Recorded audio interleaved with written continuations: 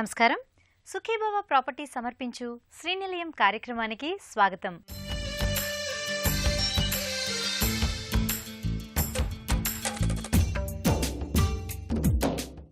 ఇంటి నిర్మాణంలో వచ్చిన నూతన పోకడలు, ఇంటి ముస్తాబుకు సంబంధించిన తాజా విశేషాలు, స్థానిక సంస్థలు అందిస్తున్న సదుపాయాలు, గృహవాస్తులో ప్రేక్షకుల సందేహాలకు నిపుణులిచ్చే సమాధానాలతో మీ ముందుకొచ్చింది ఈ వారం శ్రీనిలయం. పచ్చని చెట్ల మధ్య ఉన్నప్పుడు ఎవరికైనా మనసంతా హాయితో నిండిపోతుంది. అందుకే ప్రపంచమంతా అభివృద్ధే కాదు, కంటి నిండా కనిపించే పచ్చదనం కూడా కోరుకుంటోంది. ప్రస్తుతం కాంక్రీట్ అరణ్యంలో ఈ దృశ్యాలు అరుదవుతున్నాయి.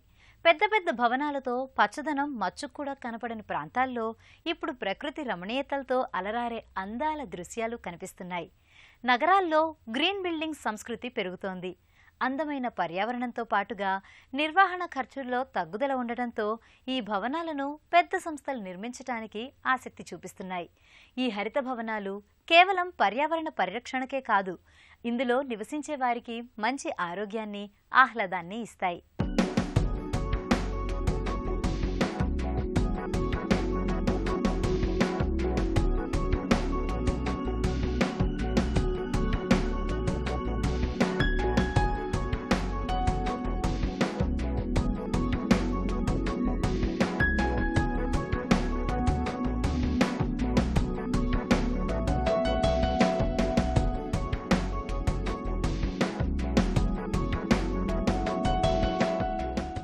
ప్రస్తుతం నగరవాసులు ఇతర ఫ్లాట్ల కంటే పచ్చని వాతావరణంలో నిర్మించిన గృహాలపై ఆసక్తి చూపిస్తున్నారు. భవన నిర్మాణంలోనూ పర్యావరణ సూత్రాలకు అనుగుణంగా నిర్మాణం చేసిన గృహాలు కొనుగోలు చేయడానికి ఆసక్తి చూపిస్తున్నారు. పచ్చని చెట్లు, ఆహ్లాదకరమైన వాతావరణం, ఇలాంటి గృహాలు స్వతంత్ర గృహాలే కాదు, ఆకాశ హర్మాల్లో కూడా అందమైన భవనాలు నగరవాసుల అభిరుచికి తగ్గట్టుగా నిర్మాణం చేస్తున్నారు. పర్యావరణ అనుకూలమైనవే ఈ హరిత భవనాలు.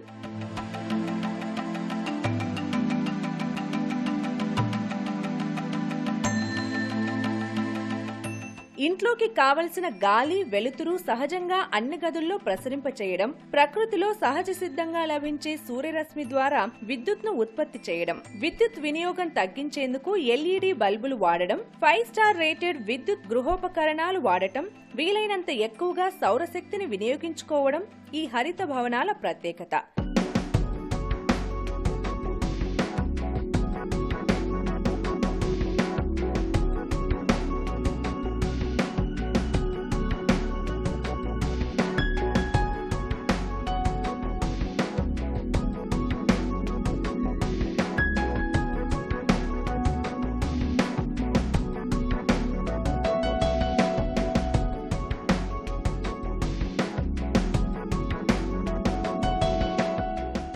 గ్రీన్ హోమ్స్, గ్రీన్ బిల్డింగ్స్ అంటే ఎక్కువ మందిలో వచ్చి ఒకటే ఓన్లీ లాన్స్, ట్రీస్, ఆ గ్రీనరీ గురించి ఆలోచిస్తున్నారు. గ్రీన్ హోమ్స్ అంటే మన చేతిలో 5 ఫింగర్స్ ఉంది కదా, అలాంటి 5 డిఫరెంట్ ఏరియాస్ని మన గ్రీన్ హోమ్స్లో కేర్ఫుల్గా డిజైన్ చేయాలి. ఫస్ట్ ఒకటి వచ్చి సైట్.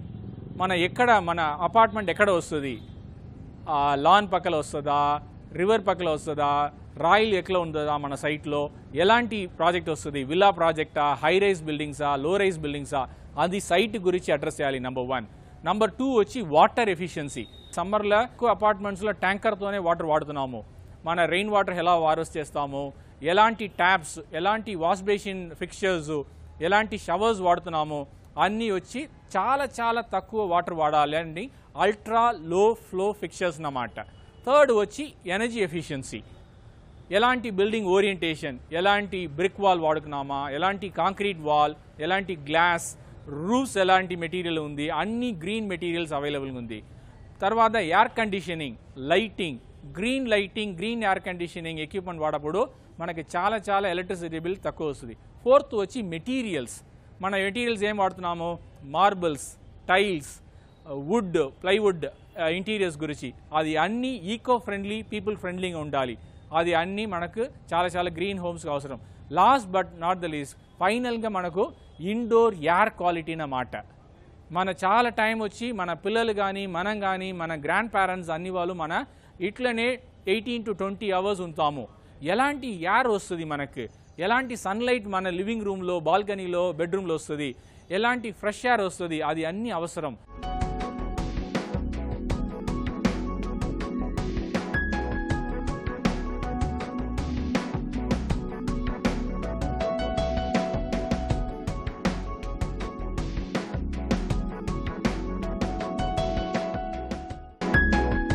ఈ హరిత భవనాల్లో 70% నీటి వృధాను తగ్గిస్తారు. ఇంట్లో నిత్యం ఉపయోగించే నీరు వృధా పోకుండా చేసి మొక్కలకు, బాత్రూమ్ అవసరాలకు ఉపయోగించే విధంగా ఉంటాయి.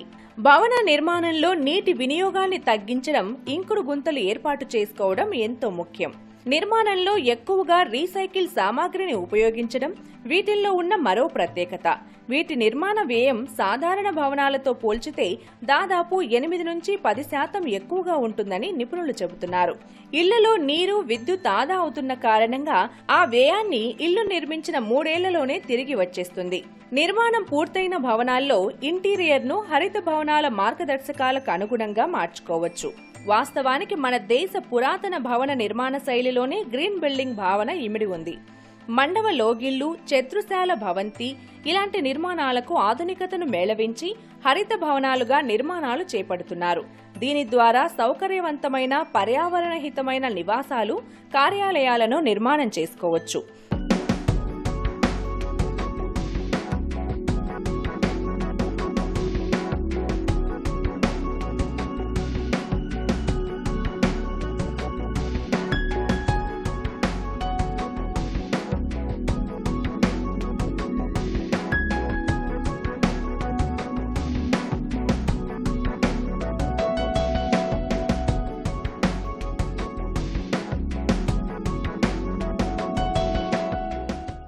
ఇప్పుడు ప్రపంచంలో మొత్తం హాట్ టాపిక్ ఏంటంటే గ్లోబల్ వార్మింగ్ అని, తర్వాత ప్రొటెక్షన్ ఆఫ్ ఎన్విరాన్మెంట్, తర్వాత పెద్ద ఎత్తున గ్రీన్ బిల్డింగ్స్ గురించి కూడా మాట్లాడుతున్నారు.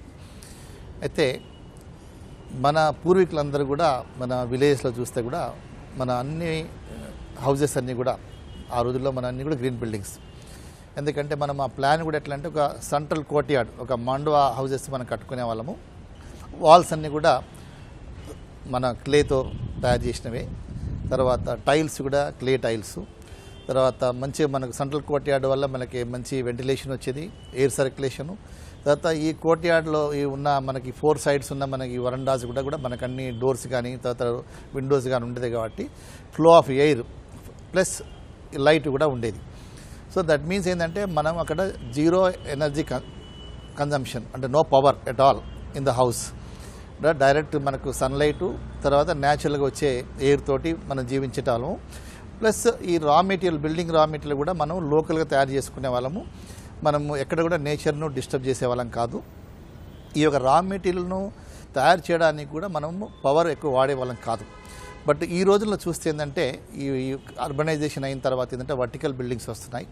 ఇక్కడ మనం వాడే రా మెటీరియల్ కూడా it takes lot of energy. చాలా వరకు మనకు పవర్ యూజ్ అవుతుంది, కోల్ యూజ్ అవుతుంది. సో ఇవన్నీ కూడా అంటే రా మెటీరియల్ కూడా గ్రీన్ ఉండాలి. అందుకే ఇప్పుడు మన గ్రీన్ బిల్డింగ్లో మెయిన్గా కాన్సెప్ట్ ఏంటంటే ఇక్కడ మనకు బేసికల్గా ఎనర్జీ.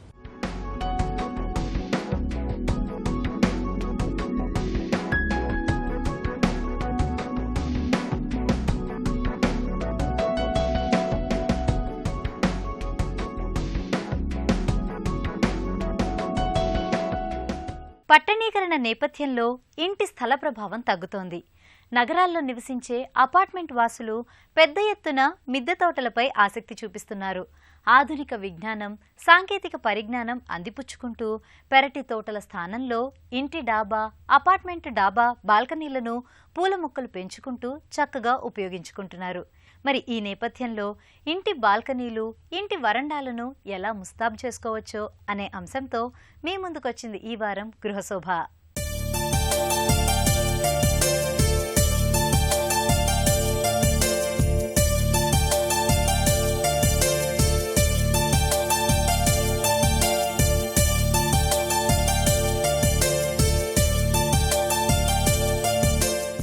అపార్ట్మెంట్ బాల్కనీలను ఎంత అందంగా ముస్తాబు చేసుకోవచ్చో ఇప్పుడు నిపుణుల మాటల్లో తెలుసుకుందాం. రైట్ నౌ ఉండే ర్యాపిడ్ లైఫ్ స్టైల్ వల్ల ప్రాబ్లం ఏంటవుతుంది అంటే మనకున్న చిన్న ఇల్లులు కానివ్వండి లేదా అపార్ట్మెంట్స్ కానివ్వండి, చాలా లిమిటెడ్ ల్యాండ్స్కేపింగ్ ఏరియా అన్నది మనకు దొరుకుతుంది. అపార్ట్మెంట్స్లో అయితే అసలు మనకు ల్యాండ్స్కేపింగ్ ఏరియా అన్నది కూడా దొరకదు.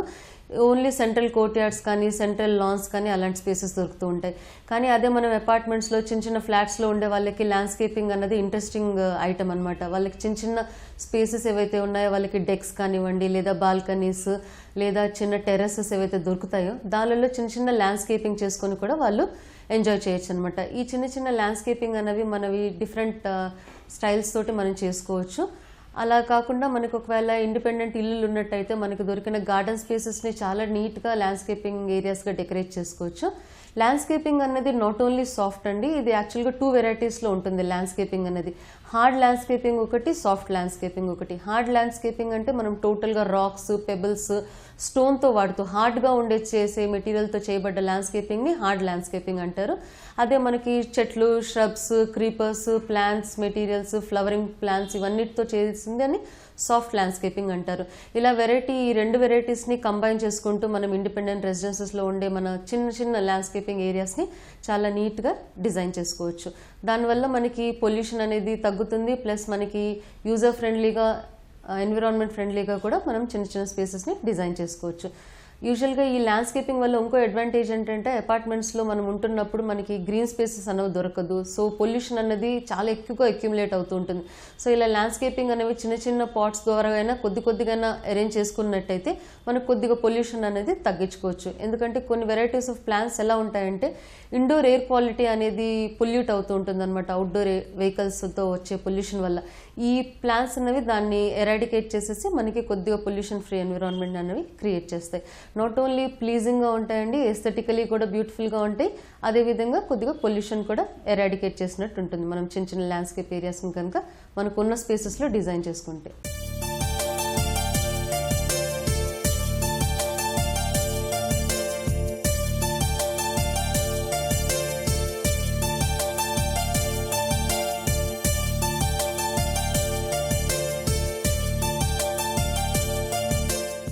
అపార్ట్మెంట్ బాల్కనీలు వాటి శైలులు ఎలా ఉన్నాయో ఇప్పుడు నిపుణుల మాటల్లో తెలుసుకుందాం. బాల్కనీ స్పేసెస్ని మనం డిజైన్ చేసుకోవడం కోసం యూజువల్గా మనం హారిజాంటల్గా వెళ్తే మన స్పేస్ అంతా ఎక్కువ కన్జ్యూమ్ అయిపోతుంది. అలాంటప్పుడు ఇప్పుడు రైట్ నో వస్తున్న కొత్త ట్రెండ్తో ఉండే ఈ ఆప్షన్ అండి ఇది. మనం చూసినట్టయితే ఇక్కడ మొత్తం ఇది వర్టికల్ షేప్లో మనకి ఇది ల్యాండ్స్కేపింగ్ అనేది డిజైన్ చేసుకోవడం జరిగింది. ఇలాంటి ఆప్షన్స్ మనకి బాల్కనీస్లో చాలా ఈజీగా బ్లెండ్ అవుతుంది, ఎందుకంటే మనకి స్పేస్ వేస్టేజ్ కూడా తక్కువ అవుతుంది, ఎందుకంటే వర్టికల్ వాల్కే అలైన్ అయి ఉంటుంది కాబట్టి. మనం చూసినట్టయితే మట్టి ఎలా ఉంది అక్కడ అనుకుంటాం, చిన్న మెష్ లాంటిది ఒకటి కవర్ చేసేసి మనం ఆ మట్టిని అక్కడ స్టాగ్నేట్ చేపించేసి దాని తర్వాత ఈ ట్రీ ప్లాంట్స్ అనేది గ్రో చేయడం జరుగుతుంది. యూజువల్గా మనం ఇట్లా ప్లాంట్ చేసే ట్రీస్ని కొద్దిగా క్రీపర్స్ టైప్లో కనుక తీసుకున్నట్టయితే మనం పైన ఒక మెటల్ రాడ్ తోటి చిన్న ప్రొజెక్షన్ ఇచ్చేస్తే మనం ఆ క్రీపర్స్ అనేది మనం బ్లెండ్ చేసుకుంటూ పాకించుకోవచ్చు అనమాట.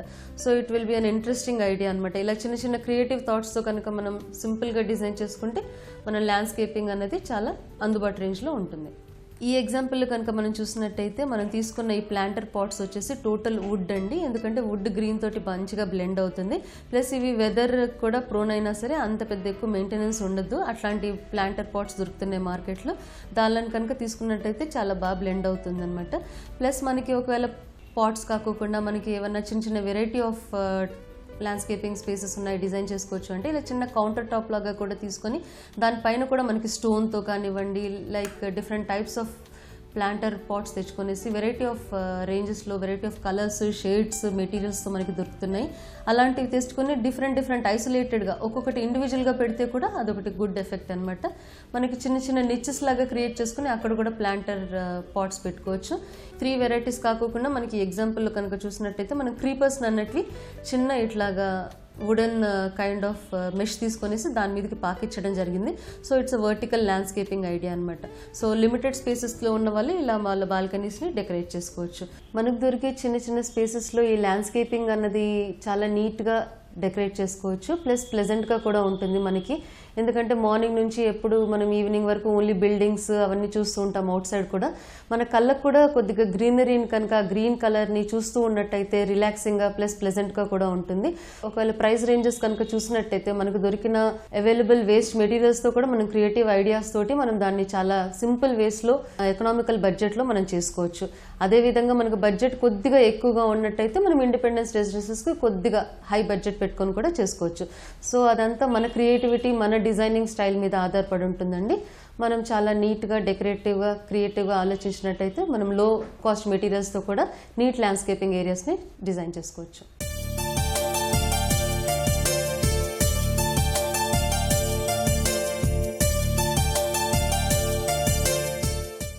ఇళ్ల స్థలాలు, ఇళ్లు కొనుగోలు చేసే ముందు ముఖ్యంగా వాస్తును పరిశీలిస్తూ ఉంటారు. ఈరోజు గృహవాస్తులో ప్రేక్షకులు అడిగిన సందేహాలకు వాస్తు నిపుణులిచ్చే సమాధానాలు తెలుసుకుందాం.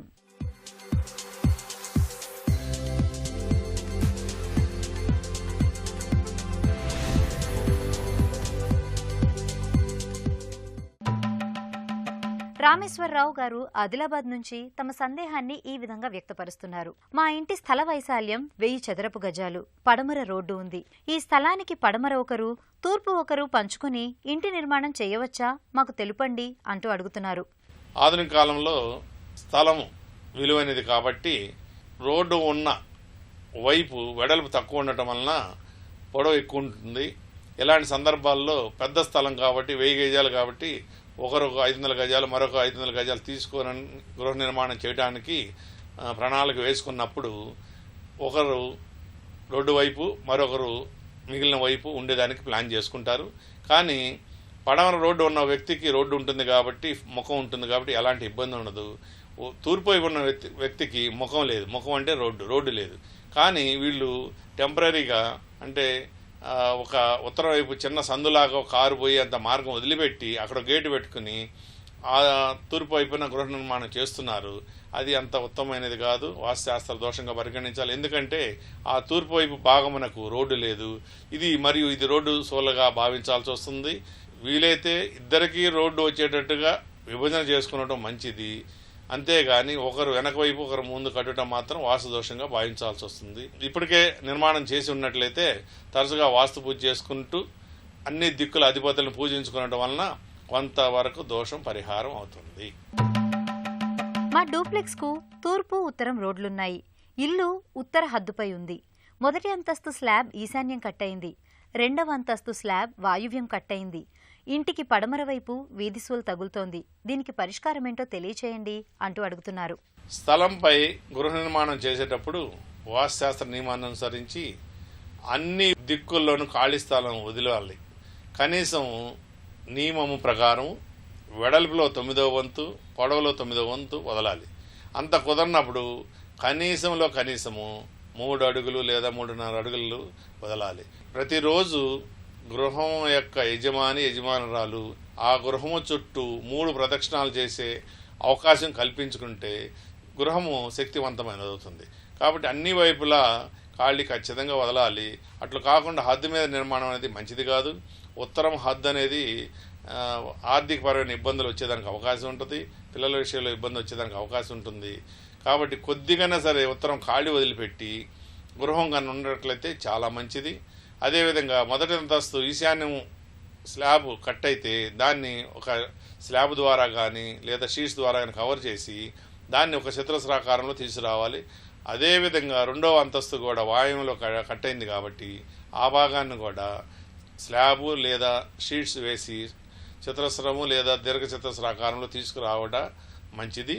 మరియు పడమర వీధి సోలకు పడమర వైపు ఒక 2 అడుగులు బై 2 అడుగుల సైజును స్వస్తిక్ను సింధూరం కలర్లో తయారు చేయించుకొని మీ బిల్డింగ్ పెట్టడం వల్ల ఆ పడమర నుంచి వచ్చే దోషం నివారణ జరుగుతుంది. ఆ పడమర వీధి సోల ఎదురుకు కూడా మీ ప్రహరీ గోడ బాహ్యంగా ఒక వేప మొక్క నాటడం కూడా ఉత్తమమైన ఫలితాలను ఇస్తుంది. విజయవాడ నుంచి లక్ష్మి గారు తమ సందేహాన్ని ఈ విధంగా తెలియజేస్తున్నారు. మాది 2 అంతస్తుల భవనం. మొదటి అంతస్తులో 2 పడక గదులను నిర్మాణం చేశాం. మేము 4 అన్నదమ్ములం. మేము ఇంటిని ఎలా పంచుకోవాలో తెలియచేయండి అంటూ రాస్తున్నారు. గృహాన్ని పంచుకునేటప్పుడు 4 అన్నదమ్ములు, గ్రౌండ్ ఫ్లోర్లో 2 ఫ్లోర్లో పడమర వైపు పెద్ద అతను, గ్రౌండ్ ఫ్లోర్లో తూర్పు వైపు 2వ అతను, మొదటి అంతస్తులో పడమర వైపు 3వ అతను, మొదటి అంతస్తులో తూర్పు వైపు 4వ అతను, ఈ వరుస క్రమంలో విభజించుకొని ఆ గృహాల్లో నివసించవచ్చును. ఎలాంటి ఇబ్బంది ఉండదు. వాస్తుశాస్త్ర నియమాలు వాళ్ళకి అనుకూలంగానే ఉంటాయి. ఇది నేటి సుఖీభవ ప్రాపర్టీ సమర్పించిన శ్రీనిలయం. ఈ కార్యక్రమానికి సంబంధించిన అభిప్రాయాలు, సందేహాలు మాకు తెలియచేయండి. మా చిరునామా శ్రీనిలయం, ఈటీవీ, రామోజీ ఫిల్మ్ సిటీ, హైదరాబాద్ 501512.